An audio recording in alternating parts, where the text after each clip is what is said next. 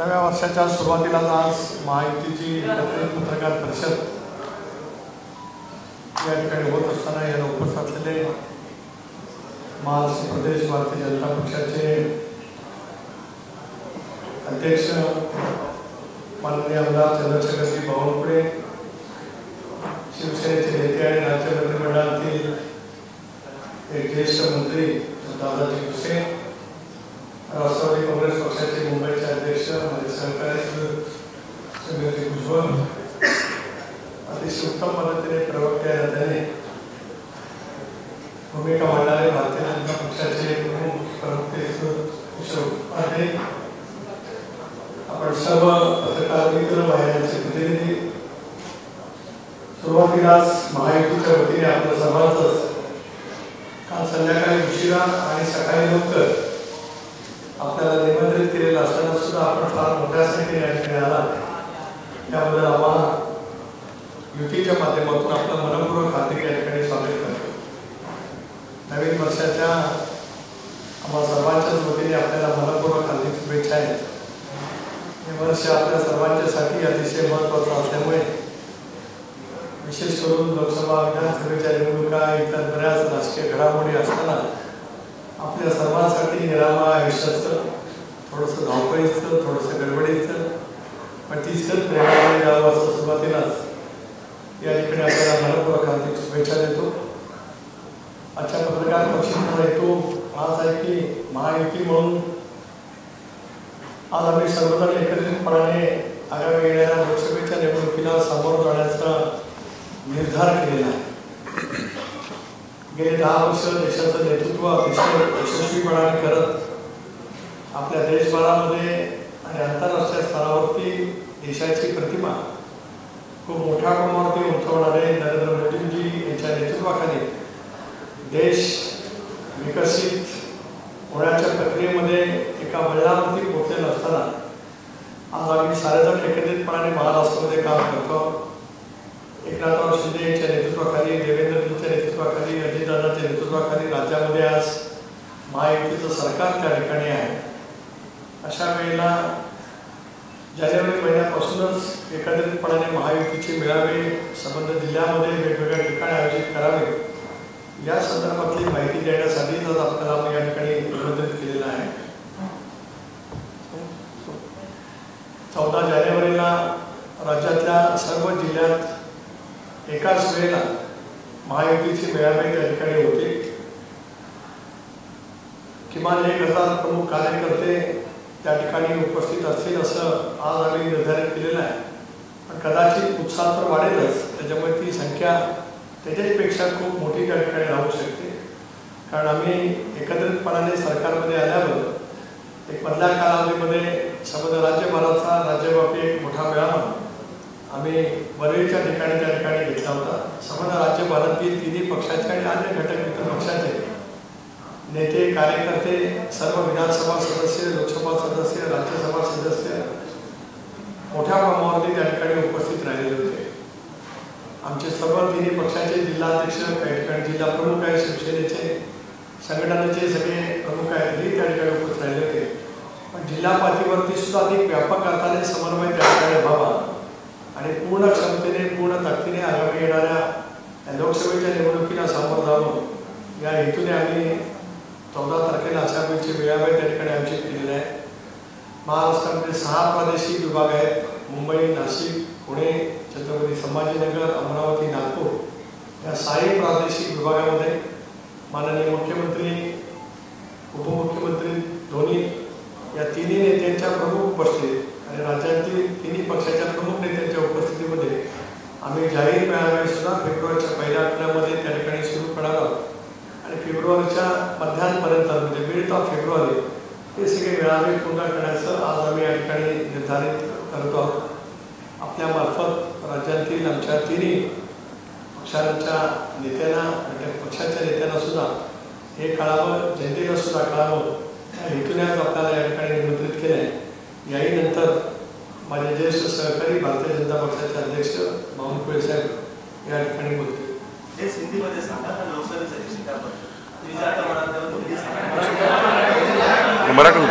मराठी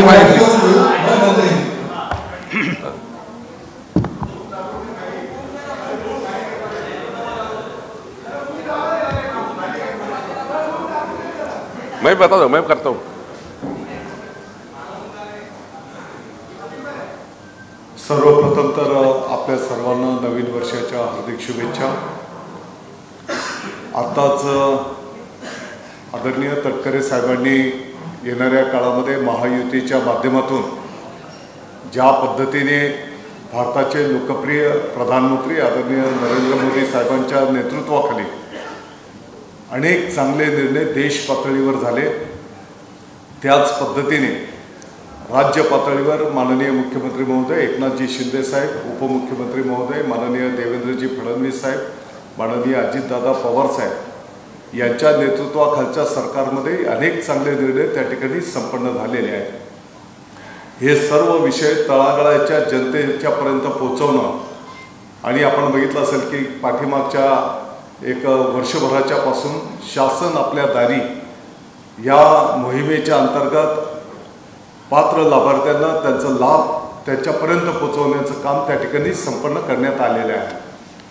आणि म्हणून या सर्व बाबी तळागाळातल्या माणसांच्यापर्यंत नेण्याच्या दृष्टिकोनातून महायुतीचे जे सर्व प्रमुख पदाधिकारी आहेत, अगदी गाव पातळीवरच्याही कार्यकर्त्यांचं एक संघटितपणे मनोमिलन, त्याच्यातलं मार्गक्रमण आणि त्याच मुद्द्यांवर येणाऱ्या काळामध्ये मग लोकसभेची निवडणूक असेल किंबहुना येणाऱ्या विधानसभा आणि इतरही ज्या काही निवडणुका असतील त्याच्यामध्ये संघटितपणे मार्गक्रमण करण्याचा निर्धार त्या ठिकाणी करण्यात आलेला आहे. आणि आता जसं सांगण्यात आलं आहे, विभाग पातळीवर, जिल्हा पातळीवर, पुढच्या टप्प्यामध्ये अगदी गाव पातळीपर्यंत त्या ठिकाणी महायुतीच्या सर्व कार्यकर्त्यांचं मेळावे संपन्न करून पुढील रणनीती अगदी तळागाळातल्या कार्यकर्त्यांच्यापर्यंत पोहोचवण्यात येणार आहे.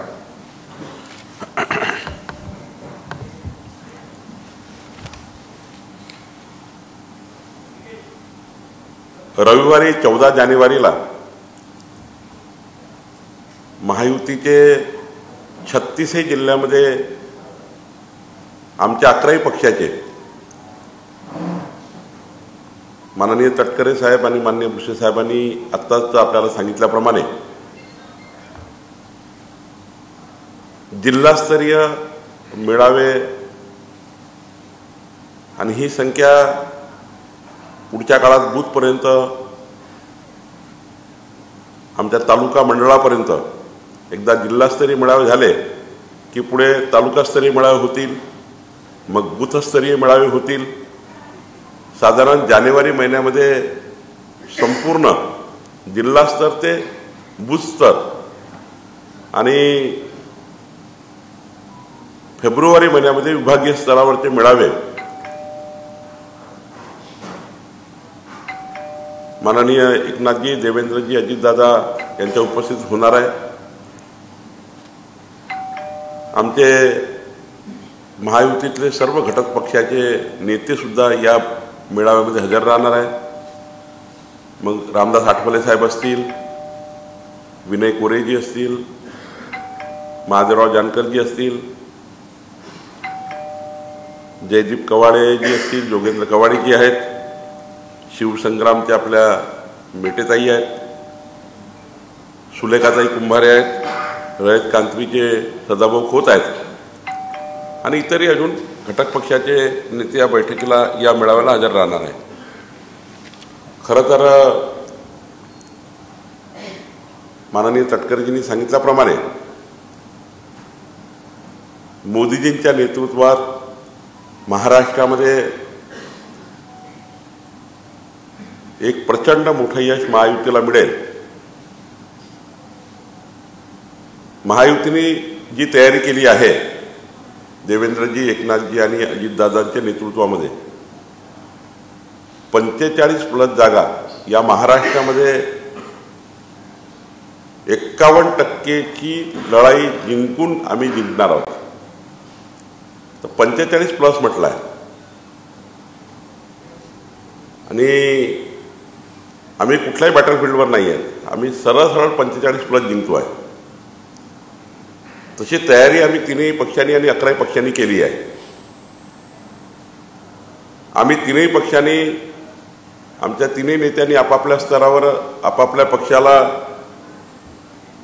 मजबूत करण्याची योजना तर सुरू केलीच आहे. एकनाथजी एक प्रवास करताय, अजितदादांनी प्रवास केला आहे, देवेंद्रजी आणि मी प्रवास करतो आहे. या सर्व प्रवासामध्ये ज्या पद्धतीने जनतेच्या मनात मोदीजींच्या नेतृत्वातला भारत निर्माण करण्याचा जनतेने निर्णय घेतला आहे. मी तुम्हाला एक उदाहरण सांगेन. या प्रवासामध्ये तटकरे साहेब अजितदादा फिरले, त्यांनाही तो महाराष्ट्रात असे दिसलेलाच आहे. एकनाथजी रोज फिरतात आहे, देवेंद्रजी फिरत आहे. 50,000 नागरिकांचा विचार केला मतदारांचा. ॲव्हरेज काय आहे? 50,000 नागरिकांना जेव्हा आपण व्यक्त झालो, त्यांच्याशी बोललो की 2024मध्ये प्रधानमंत्री कोण पाहिजे, तर 47,412 या संवादामध्ये इतक्या लोकांच्या संवादानंतर फक्त 16 लोक सोडले. सर्वांनी म्हटलं की मोदीजी प्रधानमंत्री पाहिजे आहेत. जनतेमध्ये मध्यमवर्गीय असतील, आर्थिक दुर्बल असतील, मागासवर्गीय समाजातील असतील, 18 पगड जाती, 12 बोलतेदार ओबीसी समाज असेल, मराठा समाज असेल, या राज्यातला संपूर्ण समाज, उत्तर भारतीय असेल, एकही समाज असा नाही की SC ST म्हणजे ट्रायबल भागातसुद्धा मोठ्या प्रमाणावर मोदीजींच्या नेतृत्वातला भारत निर्माण होण्याकरता, मोदीजींच्या संकल्पाला साथ देण्याकरता संपूर्ण महाराष्ट्र मोदीजींच्या पाठीशी उभा आहे. आणि जसे जसे दिवस येतील, मोदीजींच्या नावाचं वादळ जसं जसं महाराष्ट्रात येईल, तसे तसे एकनाथजीकडे, अजितदादाकडे, आमच्याकडे, आमच्या महायुतीच्या पक्षाकडे हा मोठा एक पक्षप्रवेशाचा सुद्धा त्या ठिकाणी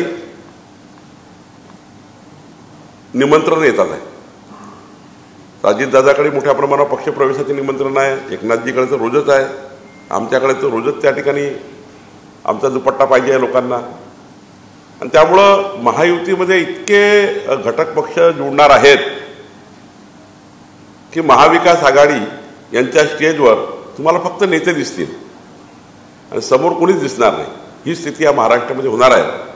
आणि याकरता आम्ही सर्व पक्षाचे लोक आपापल्या स्तरावर, आणि आमची भूमिका स्पष्ट आहे, बूथ स्तरापर्यंत आम्ही तीनही पक्ष आणि 11 पक्ष आमची बांधणी पूर्ण करणार आहोत. बूथ स्तरावरचे कार्यकर्ते सुद्धा एकत्रितपणे बूथवर असले पाहिजे. मंडळ स्तरावरचे, तालुका स्तरावरचे कार्यकर्ते एकत्रितपणे त्या ठिकाणी सोबत काम केलं पाहिजे. आणि राज्य स्तरावर आणि विभागीय स्तरावर, जिल्हा स्तरावर सुद्धा संपूर्ण बांधणी आमची पूर्ण झाली. आणि मला असं वाटतं की आमची महायुती प्रचंड ताकदीने महाविकास आघाडीला परास्त करेल. आणि मोदीजींच्या नेतृत्वात, म्हणजे जेव्हा मोदीजी प्रधानमंत्री पदाची शपथ घेतील तेव्हा महाराष्ट्रातले 45 खासदार हात वर करून उभे दिसतील. इतकी ताकद आम्ही आमची महायुतीची तयार करतो आहे. आणि त्याकरता संपूर्ण रचना आम्ही उभी केली आहे. माननीय सुनील तटकरे जी, दादा भुसे जी और महायुति की इस प्रेस कॉन्फ्रेंस में माननीय तटकरे जी, माननीय दादा भुसे जी और हमने सारे लोगों ने, हमारे नेताओं ने, देवेंद्र जी, एकनाथ जी, अजित दादा, हमने सबने मिलके ये निर्णय लिया है कि 14 जनवरी को महाराष्ट्र में महायुति के डिस्ट्रिक्ट लेवल के हमारे सम्मेलन होंगे. उस सम्मेलन में हमारे सभी पार्टियों के जो मेजर लीडर्स हैं डिस्ट्रिक्ट लेवल के 300-400 लीडर सभी पार्टियों के उस सम्मेलन में रहेंगे.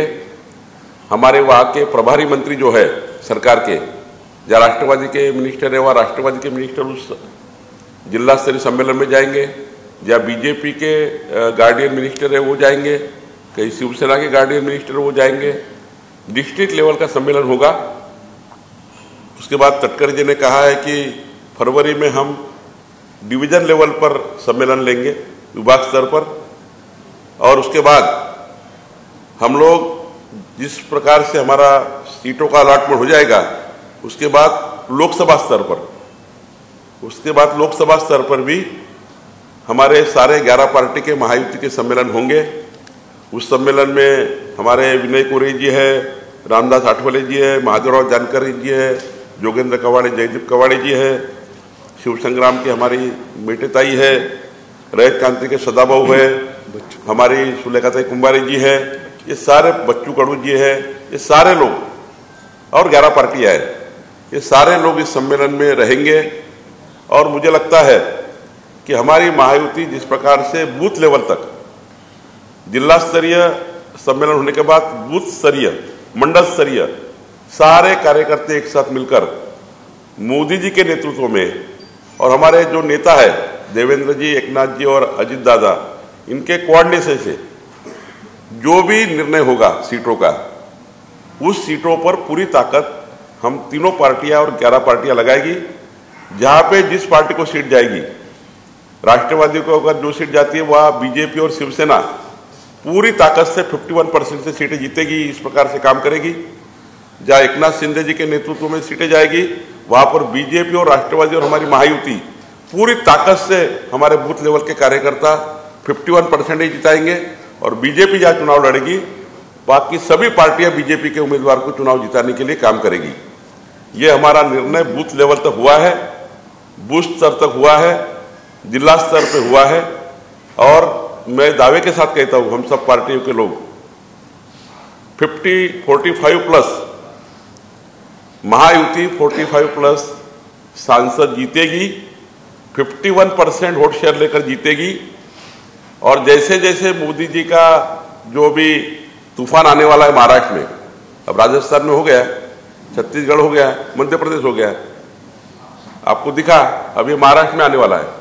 और ये तूफान, ये सब झाड़ी पत्तियों को साफ करके, महाविकास आघाड़ी के सारे झाड़ी पत्तियों को साफ करके और महायुति पूरी ताकत से इस महाराष्ट्र में जीतेगी। अभी तो हमारे सामने ये प्रश्न है, अजित दादा के सामने भी, शिंदे जी के सामने भी और हमारे सामने भी, देवेंद्र जी के भी सामने, रोज इतने पार्टी में आने के लिए लोग, राष्ट्रवादी में, शिवसेना में हमारे पास इतनी कतार लगाकर है कि ये दिन आने वाला है महाराष्ट्र में कि महाविकास आघाड़ी के स्टेज पे सारे नेता दिखेंगे। आपको देखा होगा नागपुर में क्या हुआ, नागपुर की सभा में क्या हुआ।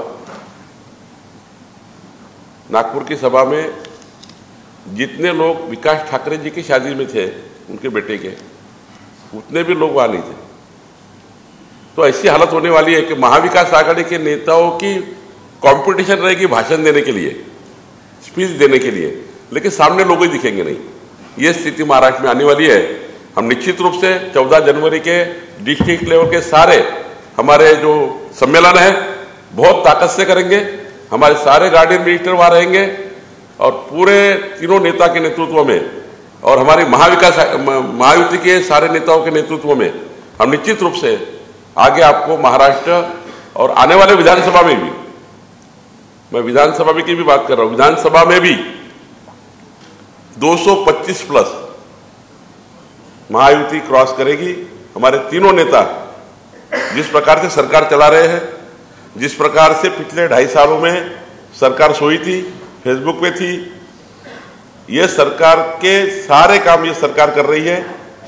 जनता के 5 साल में दिए हुए सारे वोटों का कर्जा हम उतारने का प्रयास कर रहे हैं। और निश्चित रूप से तीनों नेताओं पे मुझे विश्वास है, हमें विश्वास है सारे नेताओं को, ये तीनों नेता एकनाथ जी, देवेंद्र जी, अजित दादा, ये महाराष्ट्र के आखिरी आदमी का विकास करके आने वाले विधानसभा चुनाव में भी ये महायुति पूरी ताकत से इस महाराष्ट्र में आएगी। और हम सारे लोग मिलके फिर एक बार महाराष्ट्र को देश में क्रमांक 1 पे लाने के लिए हमारे नेता काम करेंगे। यही आशा के साथ हमारा ये चुनावी दौरा चालू हो चुका है और हम तीनों मिलके 11 लोग मिलके महाराष्ट्र में आपको पूरी तरह से महाविजय दिखेगा। इतना ही मुझे कहते हैं। सर, तुम्ही आता लोकसभेचं इलेक्शन फुटलेलं आहे, मात्र जागावाटपाचा फॉर्म्युला किंवा जागावाटप कसं असेल हे कधीपर्यंत पाहायला मिळेल? माननीय एकनाथ जी, देवेंद्र जी, अजित दादा तिघांच्याही समन्वयाने केंद्रीय नेतृत्व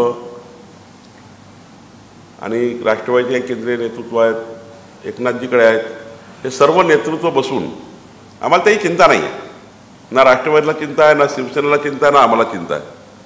आमचं नेतृत्व जे निर्णय घेईल, त्यांनी म्हटलं ही जागा राष्ट्रवादीला तर राष्ट्रवादीला, ही जागा शिवसेनेला ही शिवसेनेला, आमचं काही रिझर्वेशन नाही आहे.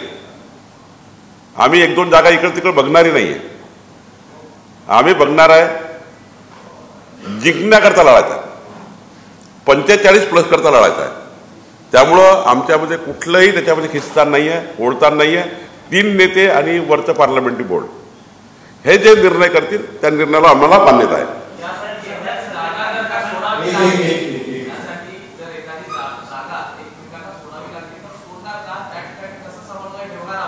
जे जे काही करावं लागेल ते सारं करू. जे जे काही आमचं केंद्रीय नेतृत्व आणि 3 नेते निर्णय करतील ते सारे निर्णय आम्हाला मान्य.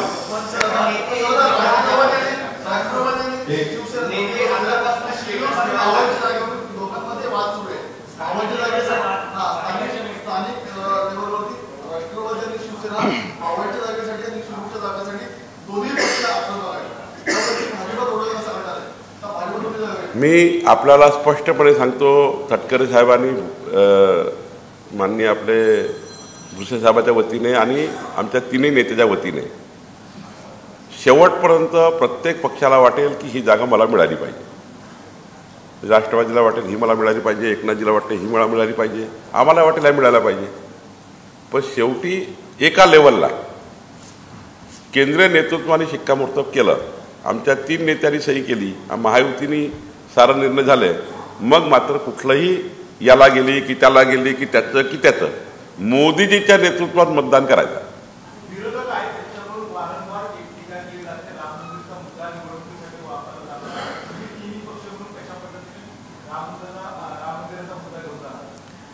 आम्हाला गरजच नाही आहे. 140 कोटी भारतीयाला हे माहिती आहे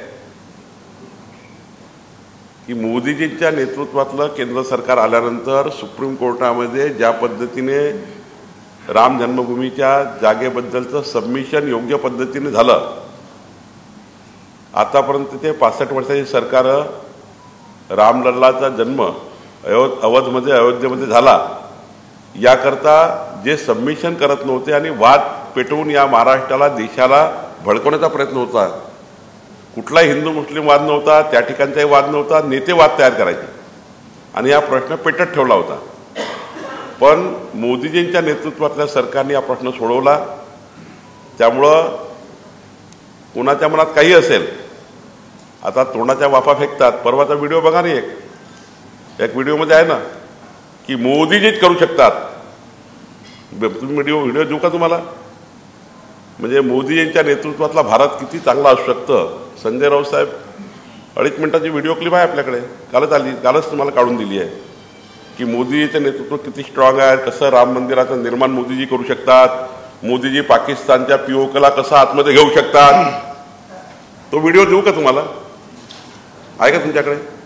आहे, तो जरा दाखवा.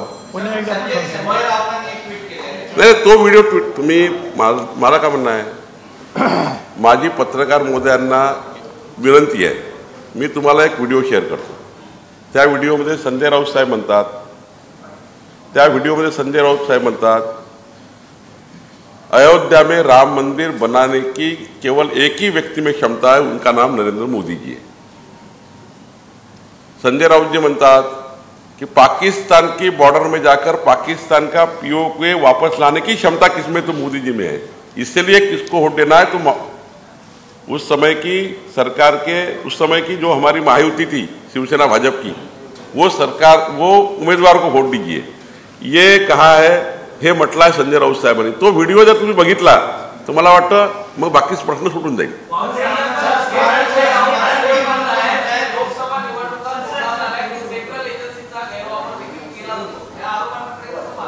आता हे लोक ऐकू परेशान झाले आहेत.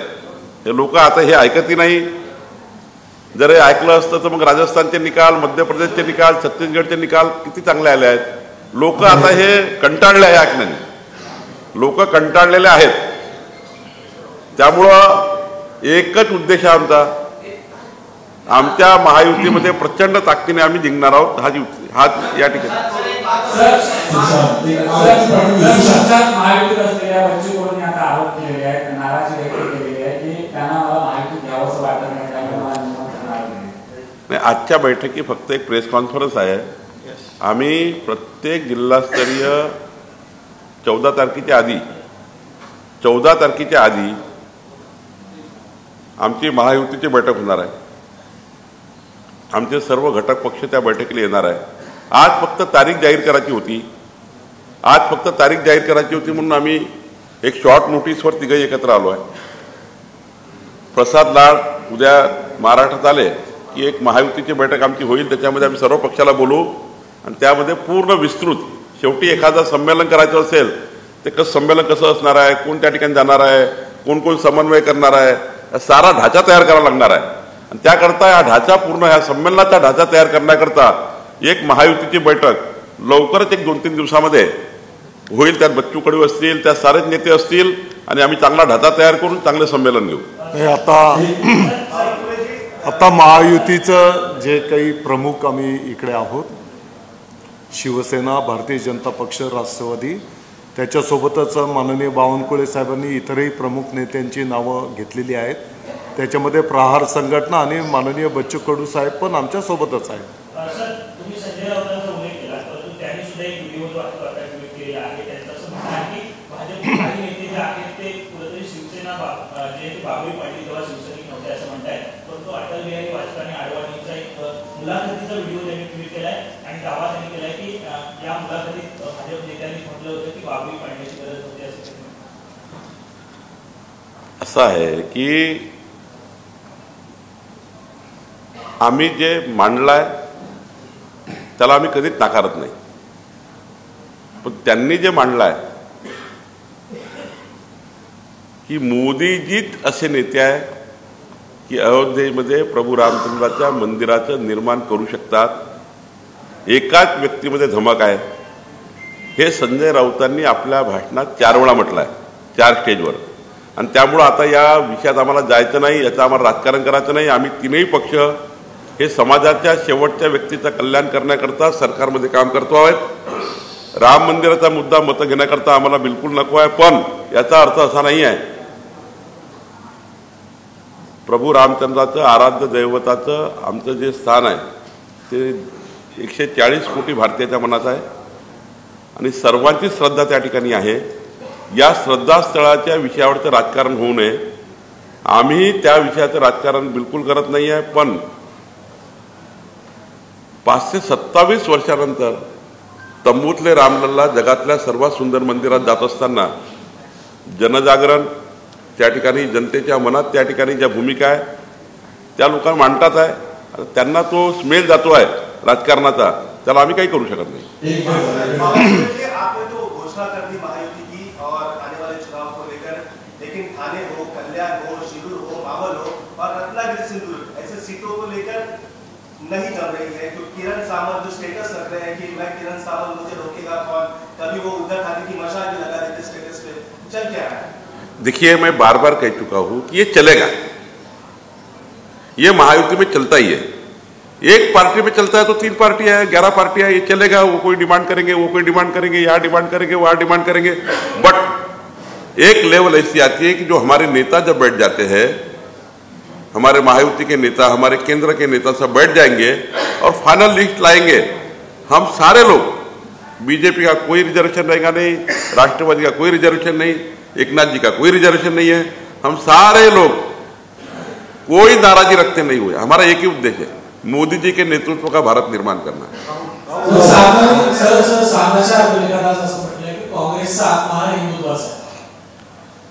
काँग्रेसचा आत्मा हिंदुत्वाचा असेल त्यांनी 2 गोष्टी स्पष्ट केल्या पाहिजे.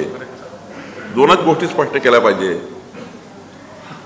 काँग्रेस पार्टी वारंवार स्वातंत्र्यवीर सावरकरांचा अपमान करण्यापासून आणि कपिल सिब्बलांनी जे काही सुप्रीम कोर्टामध्ये आतापर्यंत ॲफिडेव्हिट केले आहे, जरा एकदा वाचून घेतले पाहिजे संजय राऊत साहेब किंवा कोणतरी. आणि बाकी संजय राऊताबद्दलचे बाकी उत्तरं नितेश राणे देतील.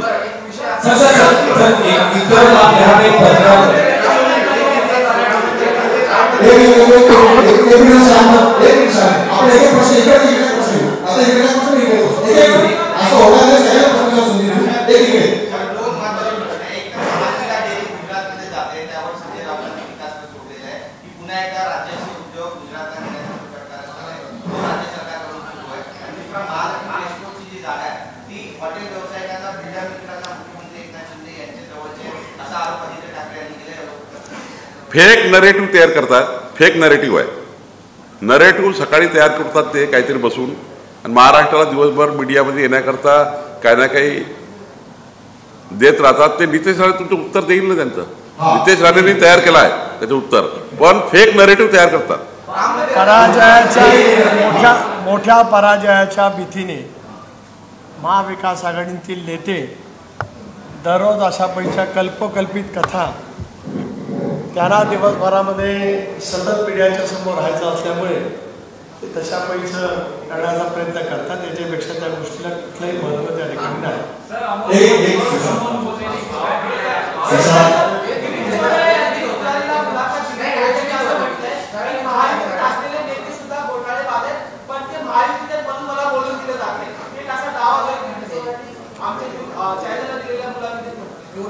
आम्ही तर मुलाखत ऐकली नाही.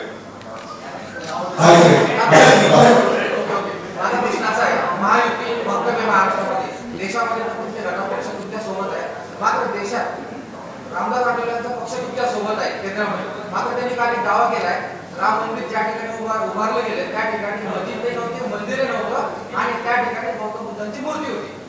याला तुम्ही कसं खोटा त्या मुद्द्यावर? अरे बाबा,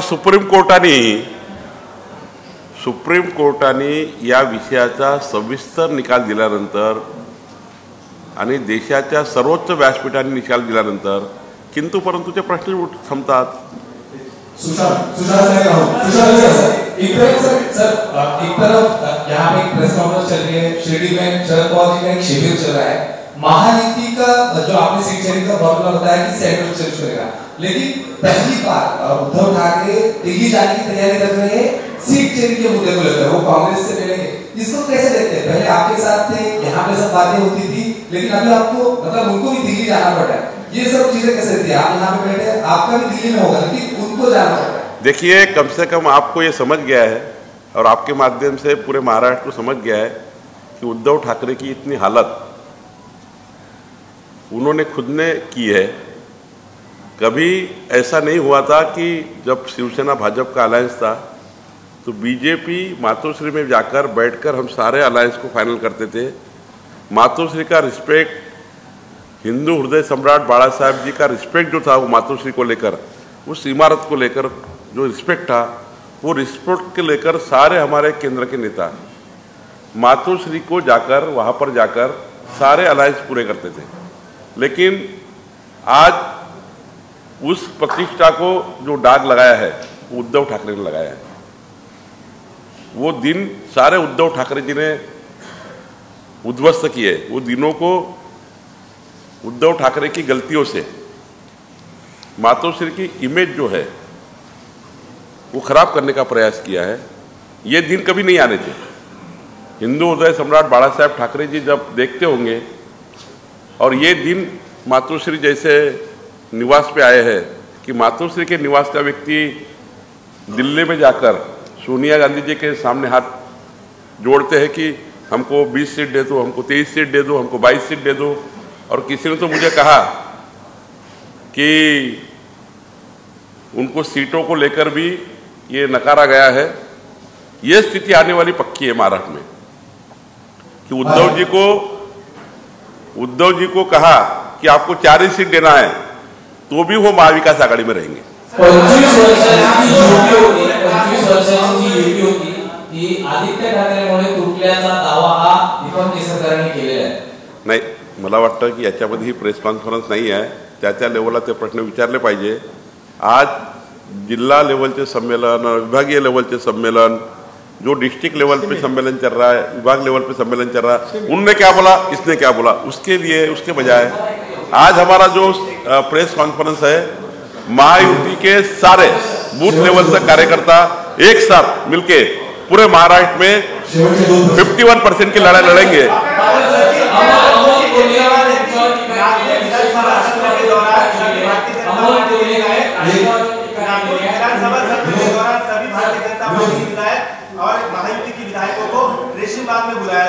लेकिन अजीत दादा और राष्ट्रवादी के विधायक नहीं गए थे। अब 22 तारीख को राम मंदिर का प्राण प्रतिष्ठापना है, तो अजीत दादा और एनसीपी के विधायक वहां जाएंगे क्या? देखिए, किसी ने बुलाया नहीं था, आपकी गलत भावना है। हमने कहा था कि भाई नागपुर में है, और नागपुर में है तो सभी लोगों ने अब ऐसा जरूरी नहीं है एक नाथ जी दूसरे दिन गए, ऐसा जरूरी नहीं था कि सबने आना चाहिए। हमने सभी को कहा कि नागपुर में एक स्थल ऐसा है जो राष्ट्र निर्माण के लिए, देश निर्माण के लिए वहाँ पर एक केंद्र है, दर्शन करने आना चाहिए। इसके लिए वो नहीं आए इसमें क्या फर्क पड़ता है?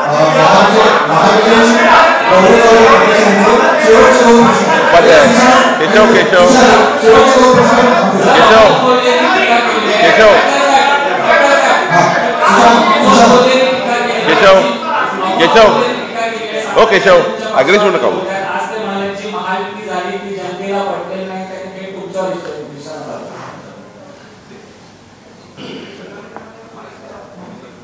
जुन्नर ते बारामती शेतकऱ्यांचा आक्रोश सांगत ज्यावेळी यात्रा काढली त्या यात्रेला प्रचंड अभूतपूर्व जगाच्या पाठीवरचा फार मोठा प्रतिसाद मिळाला असल्यामुळे आता त्याला बरंच काही त्या ठिकाणी सूत्र पाहायला मिळते. बावनकुळे साहेबांनी दादा भुसेंनी सांगितल्याप्रमाणे आमचं सर्वांचं उद्दिष्ट 45+ आहे. त्यामुळे कुणी काय बोलू या सगळ्या जागांच्या वरती आम्ही प्रचंड मताधिकारी त्या ठिकाणी निवडून येणार आहोत.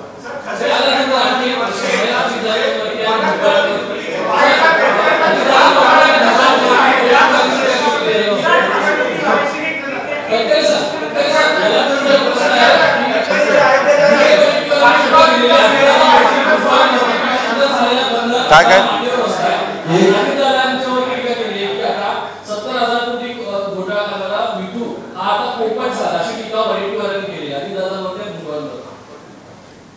एक असं आहे की ज्या वडाटीवारांना त्यांच्या पक्षाची किंमत नाही त्या वडाटीवाराच्या कुठल्याही आरोपाला आम्हाला उत्तर देण्याची बिलकुल त्या ठिकाणी आवश्यकता नाही.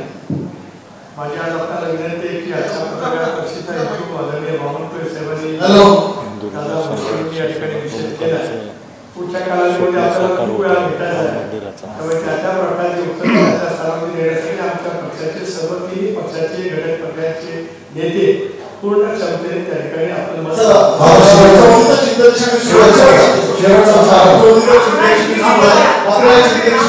रोहित पवारांनी पाठ फिरवली आहे. रोहित पवार राज्याच्या बाहेर असल्याचं कळतंय, काय सांगाल आपण? कोण कुठे आहे बाहेर त्याची मला चिंता असं काही कारण नाही. त्याच्यातले कधी कोण बाहेर पडतील हे महत्वाचं आहे. त्याच्यामध्ये बावनकुळे साहेबांनी केलं. आपण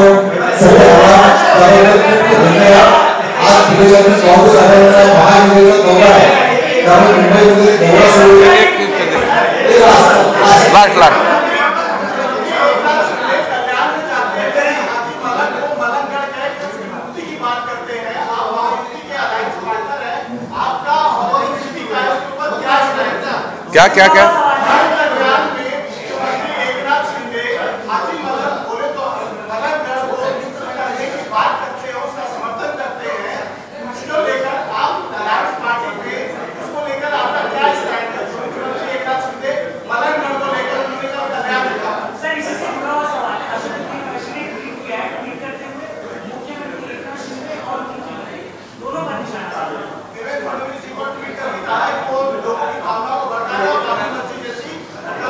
फार वर्षांपासून चालू आहे. किसने कहा है?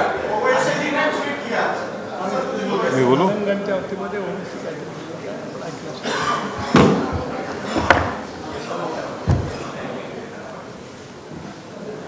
कल्याणचं जे हाजी मलंग आहे, कल्याण का जो हाजी मलंग, उसके बारे में आप सबको पता है. शायद 30-40 साल पहले से लेकर धर्मवीर आनंद जी दिघे साहब ने वो हाजी मलंग नहीं श्री मलंगगढ़ है, ये मुहिम 30-40 साल पहले से चलाई है. उनका दावा था यहाँ पर नाथ संप्रदाय का मंदिर था और उनके नेतृत्व में ये मुहिम 30-40 साल से चलाई जा रही है. वो कुछ नई बात नहीं है. तो उस दावे के ऊपर हम सब कायम हैं. और आपके मालूमात के लिए हिंदू हृदय सम्राट शिवसेना प्रमुख माननीय बाळासाहेब ठाकरे साहेबांचं जे स्वप्न होतं, अयोध्येमध्ये प्रभू श्रीरामचंद्रांचं भव्य दिव्य मंदिर झालं पाहिजे, आम्हा सर्व शिवसैनिकांना आनंद आहे। माननीय प्रधानमंत्री महोदय मोदी साहेबांच्या नेतृत्वाखाली अयोध्येमध्ये 22 तारखेला राम मंदिराचं त्या ठिकाणी लोकार्पण होत आहे आणि म्हणून सर्व भारतीयांच्या सोबतच विशेषतः शिवसैनिकांना त्या ठिकाणी आनंद आहे। देश विदेशातील प्रत्येक घडामोडींचे लाईव्ह अपडेट मिळवण्यासाठी आता साम टीव्हीच्या सर्व सोशल मीडिया प्लॅटफॉर्मला लाईक, फॉलो आणि सबस्क्राईब करा। तसंच सर्व नोटिफिकेशनसाठी बेल आयकॉन प्रेस करायला विसरू नका।